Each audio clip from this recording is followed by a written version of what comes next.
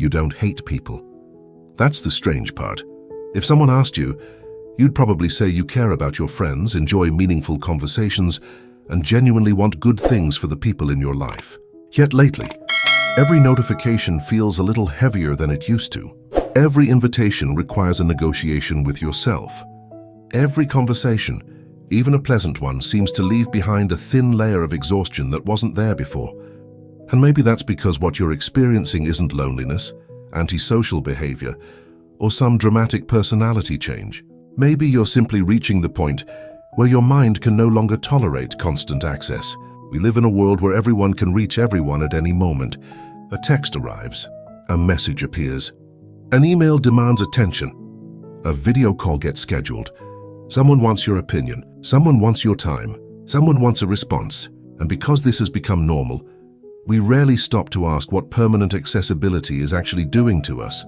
The human brain evolved in tribes, villages, and small communities. For most of history, there were natural endings to social interaction. People went home. The conversation ended. The day was over, but now the conversation never ends. The group chat continues while you sleep. The news updates while you eat. The notifications arrive while you're resting. There is no longer a clear border between your life and everyone else's expectations. And eventually something inside you begins to protest. The first sign is subtle. You start craving silence in places where silence shouldn't technically be necessary. You're driving with the radio off. You're sitting in your room without music. You're walking without headphones. Not because you're sad, not because you're angry, but because your brain is desperately searching for a moment where nothing is asking something from it. Researchers often talk about attention as a limited resource, and that's exactly what it feels like. Every interaction takes a tiny piece. Every request takes another. Every decision takes another. And one day you wake up feeling mentally crowded before the day has even begun. The second sign is that you start feeling overwhelmed by choices you once considered simple. Someone asks where you'd like to eat. Suddenly you don't care. Someone asks what movie you want to watch. You genuinely have no preference. Someone asks what your plans are for the weekend. You haven't thought that far ahead. It's not laziness. It's decision fatigue. The mind becomes tired not only from solving problems, but from continuously selecting between options. Modern life forces thousands of tiny decisions upon us every single day. What to wear, what to buy, what to answer, what to ignore, what to post, what to read, what deserves your attention and what doesn't. Eventually, the brain starts conserving energy by refusing to care about choices that once seemed effortless. The third sign is that you find yourself romanticizing simpler versions of life. You see a cabin in the woods, a small bookstore in a quiet town, an old photograph from decades ago, and something inside you feels an almost painful sense of longing. Not because you actually want to abandon society and live without electricity. The fantasy isn't really about the location. It's about escaping complexity. It's about imagining a life where your attention belongs to you again. A life where every moment isn't competing with 1,000 others for importance.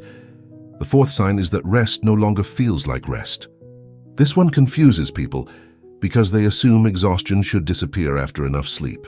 But mental fatigue doesn't always operate that way. You can sleep 8 hours and still wake up tired if your brain never received genuine recovery. Scrolling isn't recovery. Endless entertainment isn't recovery.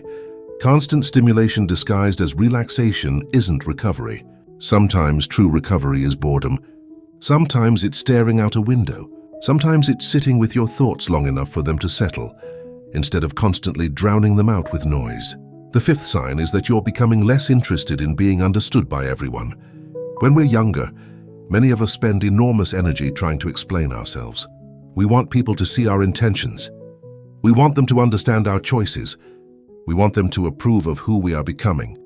But eventually a shift occurs. You realize that not everyone is going to understand you.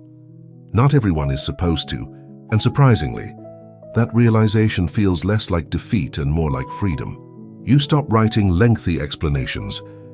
You stop defending every decision. You stop trying to convince people who have already decided what they think of you. Not because you've given up, but because you've learned where your energy is actually valuable. The sixth sign is that your tolerance for superficiality begins shrinking. Conversations that once felt normal now feel strangely empty. Repeating the same opinions, discussing the same gossip, complaining about the same problems without changing anything. It starts feeling like watching the same movie over and over again. You become less interested in volume and more interested in depth. Less interested in attention and more interested in connection.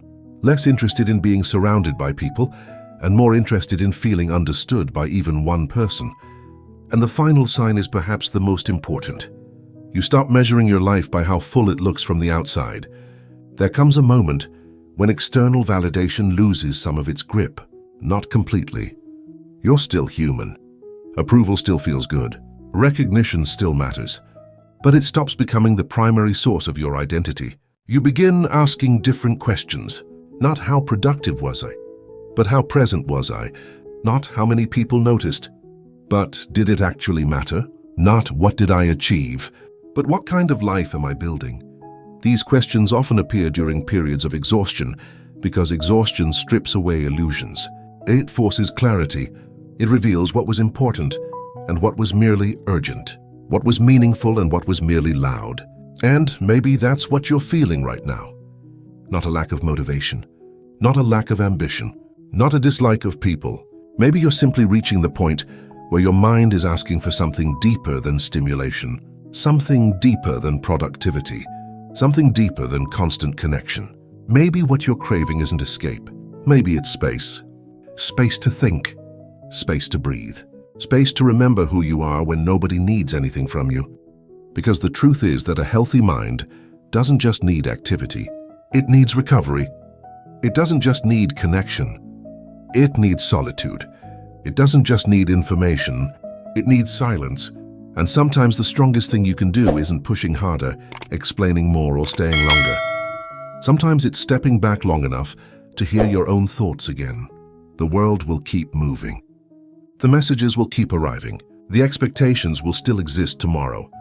But your attention, your energy, and your peace are finite resources. Hand protecting them isn't selfish. It's necessary, because a life spent constantly available to everyone else eventually becomes unavailable to yourself. And the moment you realize that may be the moment everything finally starts making sense.